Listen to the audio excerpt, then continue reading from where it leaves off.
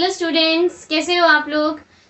आज हम जो टॉपिक शुरू करेंगे हमारा एंटी ट्यूबरक्लोसिस ड्रग्स का पार्ट 1 मैंने अपलोड किया था, जिसमें general introduction and classification upload किया था। जो ड्रग्स थी उनका मैकेनिज्म अभी मैंने स्टिल अपलोड नहीं किया था एंड आज हम उसी टॉपिक को कवर करेंगे। कुछ स्टूडेंट्स ने मेरे को मैसेज किया है कि मैं रिसेप्टर पे वीडियो बनाऊं, जल्द ही मैं रिसेप्टर पे वीडियो बनाने वाली हूँ। अगर आप लोग भी चाहते हैं कि मैं रिसेप्टर पे वीडियो बनाऊं तो प्लीज मुझे और कमेंट्स करिए, ठीक है।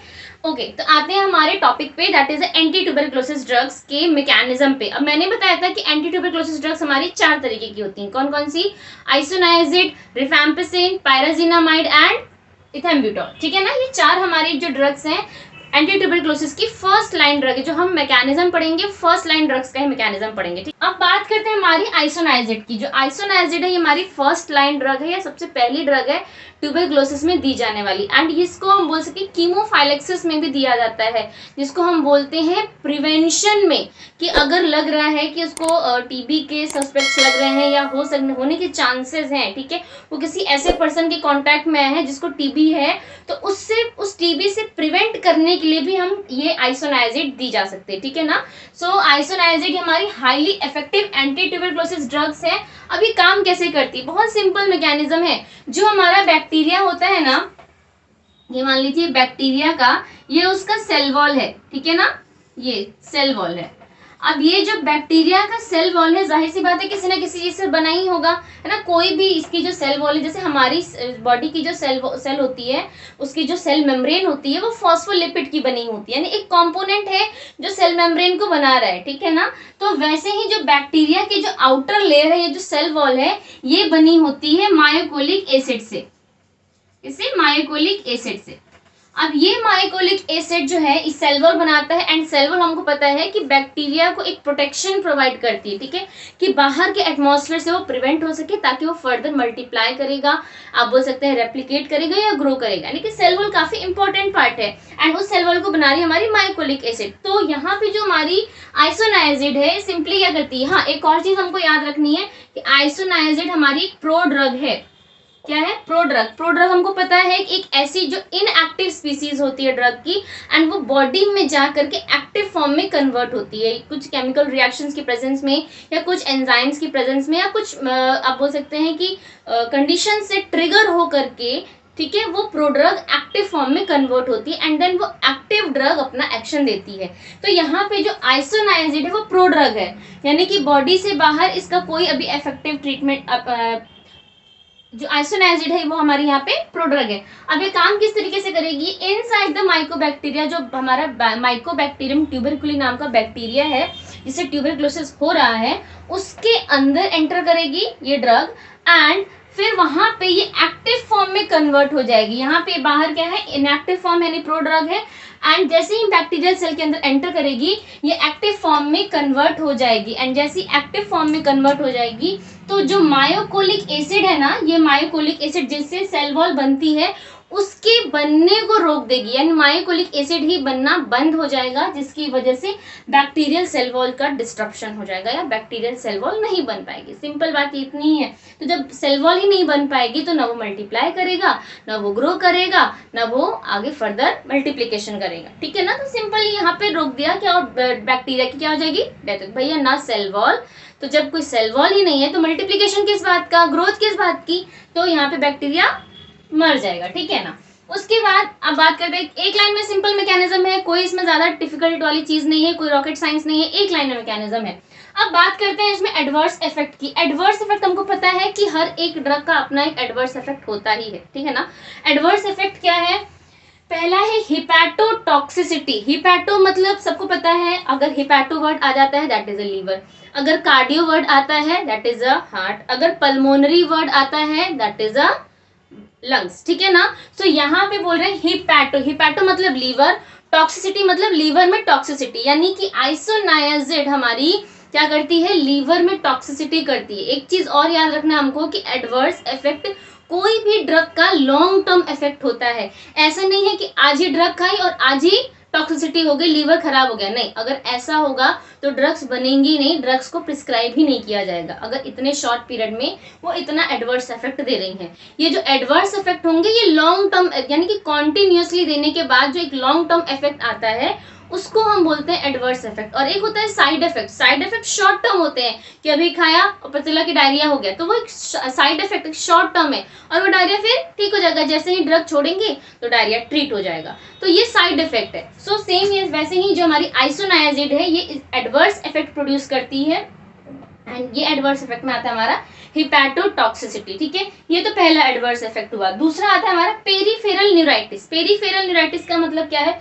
न्यूराइटिस मतलब समझ लीजिए न्यूरॉन, है ना, इसको समझिएगा थोड़ा ध्यान से, ये है न्यूरॉन। ठीक, पेरिफेरल न्यूराइटिस का मतलब क्या है कि जो हमारी न्यूरॉन है ना, इसको ग्रो करने के लिए, इसको मैच्योर होने के लिए, या आपने बोल सकते हैं कि एक्टिविटी के लिए एक कंपाउंड चाहिए होता है, यानी विटामिन B6। क्या चाहिए होता है? Vitamin B6। इस विटामिन B6 का दूसरा नाम है पायरिडॉक्सिन।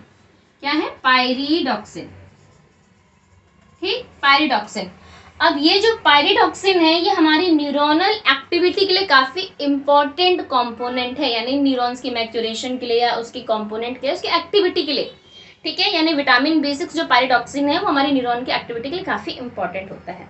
तो अब क्या होगा कि ये जो आइसोनायाजिड है इसका जो स्ट्रक्चर होता है ना, ये पायरिडॉक्सिन से मिलता जुलता होता है। ठीक है ना, तो ये जो पायरिडॉक्सिन है ना, इसका स्ट्रक्चर हमारे आइसोनायाजिड से मिलता जुलता है, या हम यूं कहें कि ये जो आइसोनायाजिड है इसका स्ट्रक्चर हमारे पायरिडॉक्सिन से मिलता जुलता है, जो कि एक इंपॉर्टेंट कंपोनेंट है हमारे न्यूरॉन का। अब होता क्या है, ये दोनों जुड़वा भाई हैं, पायरिडॉक्सिन और आइसोनायाजिड। तो ये बोलते कि दोनों में से कोई एक ही रहेगा, म्यान में दो तलवार नहीं रहेगी, एक ही म्यान में दो तलवार नहीं रहेगी। तो क्या करता है ये आइसोनायाजिड, इस पायरिडॉक्सिन को रिमूव कर देगा, है ना। जब ये पायरिडॉक्सिन बॉडी से एक्सक्रिएट आउट हो जाएगा तो जाहिर सी बात है जो न्यूरॉन्स को एसेंशियल विटामिन B6 चाहिए वो उसको नहीं मिल पाएगा, है ना। तो उस कंडीशन में जो न्यूरॉन्स है वो डैमेज होना शुरू हो जाएंगी, उसी को हम बोलते हैं पेरिफेरल न्यूराइटिस। सिंपल बात इतनी है। So this is the mechanism of आइसोनायाजिड and this is the adverse effect of आइसोनायाजिड। अब हम बात करेंगे हमारी next drug, that is a rifampicin. Okay, तो आगे देख लेते हैं हमारे रिफैम्पिसिन का मैकेनिज्म क्या है। रिफैम्पिसिन को रिफामाइसिन भी बोलते हैं, रिफैम्पिसिन भी बोलते हैं। ठीक है, ये जो ड्रग्स है ये थोड़ा स्पेशल तरीके से काम करती है। क्या करती है, इस ड्रग को हम स्टरलाइजिंग एजेंट भी बोलते हैं। स्टरलाइजिंग एजेंट का मतलब क्या है कि ऐसी ड्रग जो हर तरीके से माइक्रोब्स का खात्मा कर दे। ठीक है, यानी कि ये जो ड्रग है intracellular bacilli and extra cellular bacilli को किल कर देती है। इंट्रासेलुलर बैसिली मतलब जो सेल्स के अंदर जो बैसिली है, बैसिली मतलब जो माइक्रोबैक्टीरिया जो ग्रो कर रहा है, वो मल्टीप्लाई कर रहा है, उसको हम बैसिली बोल रहे हैं। ठीक है ना, तो जो सेल के अंदर जो मल्टीप्लिकेशन हो रहा है, जो ग्रोथ हो रही है, एंड आउटसाइड द सेल्स, यानी कि ब्लड में अगर इन्फेक्शन जा रहा है या कहीं भी और सेल्स में अगर इन्फेक्शन हो रहा है तो वो आउटसाइड हुआ। ठीक है, तो आउटसाइड भी या एक्स्ट्रा सेलुलर भी अगर इन्फेक्शन या बैसिली है या इनसाइड भी अगर बैसिली है, तो ये दोनों जगह तरीके से माइक्रोब्स को किल कर देगी, एंड इसीलिए इस ड्रग को स्टरलाइजिंग एजेंट भी बोलते हैं। स्टराइल का मतलब क्या कि हर जगह से माइक्रोब्स फ्री कर देना, इसलिए ये जो ड्रग है extra cellular bacilli and intra cellular bacilli दोनों पे काम करती है। राइट, तो और मैकेनिज्म भी एकदम सिंपल है। क्या है, एक होता है हमारा DNA dependent RNA polymerase. DNA dependent RNA polymerase का मतलब क्या है, ये एक एंजाइम है। ठीक है ना, अब ये एंजाइम क्या करता है, ये चीजें हो रही है हमारे बैक्टीरियल सेल में, ये सारा बैक्टीरियल सेल में। अब होता क्या है कि ये जो डीएनए है ये बैक्टीरियल सेल में डीएनए आरएनए में कन्वर्ट होता है। हमें पता है कि भाई बैक्टीरिया में या तो डीएनए होता है या आरएनए होता है। ठीक है ना, तो ये जो डीएनए है ये कन्वर्ट होगा आरएनए में, लेकिन ऐसा तो नहीं हो जाएगा। यहाँ पे एक एंजाइम आता है जिसको हम बोलते हैं डीएनए डिपेंडेंट आरएनए पॉलीमरेज। ये एक एंजाइम है जो डीएनए को आरएनए में कन्वर्ट करता है, एंड यही आरएनए जो होता है माइकोबैक्टीरिया के लिए रेप्लिकेशन के लिए एसेंशियल होता है। ठीक है ना, माइकोबैक्टीरियम जो है उसके लिए रेप्लिकेशन के लिए या मल्टीप्लिकेशन के लिए एसेंशियल है। तो यानी कि अगर ये आरएनए नहीं रहेगा तो माइकोबैक्टीरिया ग्रो नहीं कर पाएगा, मल्टीप्लाई नहीं कर पाएगा, एंड ये आरएनए कब बन रहा है, इस एंजाइम की मदद से। तो सिंपली बात इतनी है कि जो हमारी रिफैम्पिसिन है वो इस एंजाइम को ब्लॉक कर देगी एंड आरएनए को फॉर्मेशन को ब्लॉक कर देगी। ठीक है, अब बात करते हैं इसके एडवर्स इफेक्ट की। एडवर्स इफेक्ट इसका सिंपल है, हेपेटाइटिस करती है। हेपेटाइटिस क्या है, एक लीवर का इन्फेक्शन है। ठीक है ना, hepatitis A, hepatitis B, hepatitis C। ठीक है, फिर फ्लू लाइक सिंड्रोम क्रिएट करती है रिफैम्पिसिन, यानी कि cold, sneezing, fever, chill fever, body pain, ये फ्लू लाइक सिंड्रोम है। तो ये फ्लू लाइक सिंड्रोम हमारे रिफैम्पिसिन को इनटेक करने से भी आते हैं। जीआई डिस्टर्बेंस मतलब लूज मोशन होना या वोमिटिंग इंड्यूस होना, ये भी इसका कॉमन एडवर्स इफेक्ट है। फिर आता है stain in urine in tears and saliva, मतलब कि ये थोड़ा सा एक क्वेश्चन आ चुका है जीपैट में कि ऐसी कौन सी ड्रग है हमारे एंटी ट्यूबरक्लोसिस की जो यूरिन को स्टेन करती है। एक्चुअली क्या होता है ना कि ये जो ड्रग है ये हमारे जितना भी एक्सक्रिएटरी प्रोडक्ट बॉडी से निकल रहा है उन सब के साथ थोड़े थोड़े अमाउंट में एक्सक्रिएट आउट होती है, ठीक है ना। जैसे कि मान लीजिए यूरिन, ठीक है ना, यूरिन के एक्सक्रिएटरी मैटर है जो हमारी बॉडी से रिलीज हो रहा है। टीयर्स क्या है, टीयर्स भी एक एक्सक्रिएटरी मैटर है भाई, हमारी बॉडी से जो कुछ भी रिलीज होता है दैट इज एक्सक्रिएटरी मैटर, ठीक है ना। टीयर्स एंड सलाइवा ये सब क्या है, एक एक्सक्रिएटरी पार्ट है, एक्सक्रिएटरी प्रोडक्ट्स हैं जो हमारी बॉडी से एक्सक्रिएट आउट हो रहे हैं, ठीक है ना। अब इन्हीं सिक्रीशंस में हमारी जो रिफैम्पिसिन है वो रिलीज होती है एंड ऑरेंज कलर प्रोड्यूस करती है। तो ये क्वेश्चन आ चुका है कौन सी ऐसी ड्रग्स है जो यूरिन को ऑरेंज कलर प्रोवाइड करती है, दैट इज अ रिफैम्पिसिन। तो ये हमारी हो गई रिफैमासिन या रिफैम्पिसिन। अब हम आते हैं हमारे नेक्स्ट ड्रग पे, that is called pyrazinamide. Pyrazinamide की बात करें तो ये हमारी आइसोनाइजेट जैसे सेम मैकेनिज्म पे काम करती है, बट अंतर ये होता है कि ये ड्रग हमारी एसिडिक पीएच पे काम करती है, यानी कि एसिडिक पीएच पे काम करेगी एंड ये ड्रग हमारी निकोटिनामाइड की डेरिवेटिव होगी एंड मैकेनिज्म इसका सेम होगा कि ये माइकोलिक एसिड की सिंथेसिस को ब्लॉक करेगी।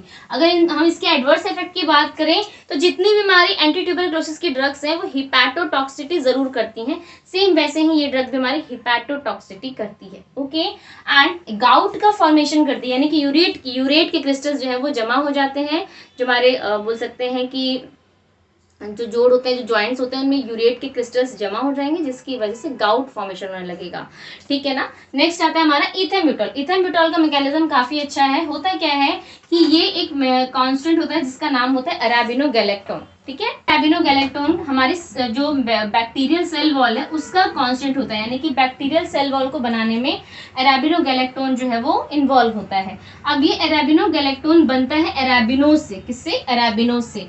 अब ये अराबिनोज अराबिनोगैलेक्टोन में कन्वर्ट होता है एक एंजाइम जिसका नाम है अराबिनोसिल ट्रांसफरेज, यानी कि ये एंजाइम ही रिस्पॉन्सिबल है इस अराबिनोज को अराबिनोगैलेक्टोन में कन्वर्ट करने के लिए, सिंपल। तो अब ये जो एंजाइम है इस एंजाइम को ही ब्लॉक करती है हमारी इथेम्ब्यूटॉल, है ना। ये इथेम्ब्यूटॉल क्या करेंगी, inhibit the conversion of arabinose into arabinogalactan. Simple बात इतनी है, ओके। तो this is all about the mechanism of anti tuberculosis drugs, okay. Next lecture में हम बात करेंगे रिसेप्टर्स के बारे में, उसकी फार्माकोलॉजी के बारे में, उनके किस तरीके से रिसेप्टर्स हमारे काम करते हैं, कितने टाइप्स के होते हैं। तब तक के लिए thank you so much for the watching and please channel को सब्सक्राइब कर दीजिए ताकि मुझे भी मोटिवेशन मिले और मोर वीडियोज बनाने के लिए। Thank you.